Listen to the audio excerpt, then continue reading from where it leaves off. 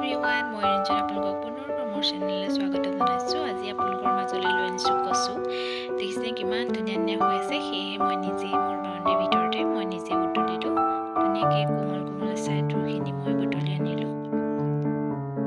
দেখিছেনে এইখিনি বুটলি আনিলোঁ। এতিয়া ধুনীয়াকৈ ইয়াক মই বাছি ল'ম আৰু সৰু সৰুকৈ কাটি মই ইয়াক বইল কৰি ল'ম। দেখিছেনে এইফালে কচু বইল কৰি আছোঁ, এইফালে মাছ ফ্ৰাই কৰি আছোঁ। মাছটো ফ্ৰাই কৰা হৈ গৈছে। এনেকৈ তেতিয়া মই মাছটো কাঢ়ি দিম।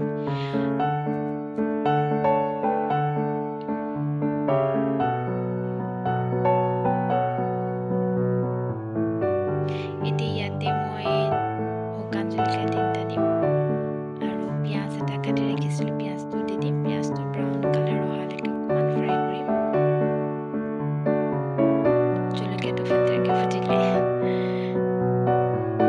ব্ৰাউন কালাৰ অহালৈকে অকণমান ফ্ৰাই কৰিম।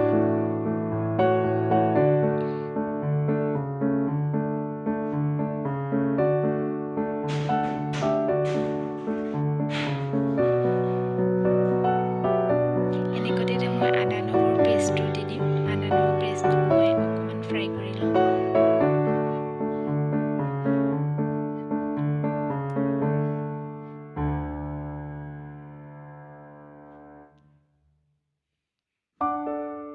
এইখিনি এতিয়া প্ৰায় হৈ গৈছে ভজা। এনেকুৱাতে মই বিলাহী 2টা কাটি ৰাখিছিলোঁ, সেইটো দি দিম।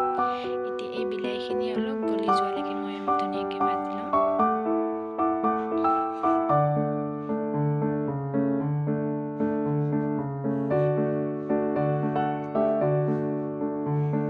এতিয়া মই ইয়াত এড কৰিম অকণমান সোৱাদৰ হিচাপত নিমখ আৰু হালধি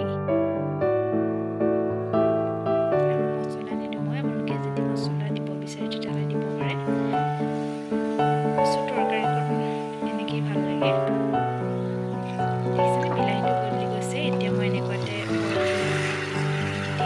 এইখিনি দিয়া অকণমান টাইমলৈকে ভাজি ল'ম।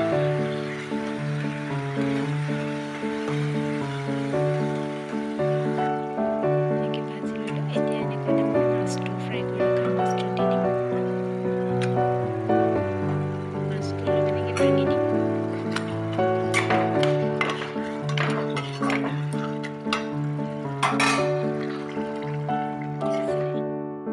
হৈ গৈছে প্ৰায়। এনেকুৱাতে এতিয়া মই যিহেতু জালুকীয়া বনাম আজি কচু, সেয়েহে মই জালুকখিনি দি দিম ইয়াত।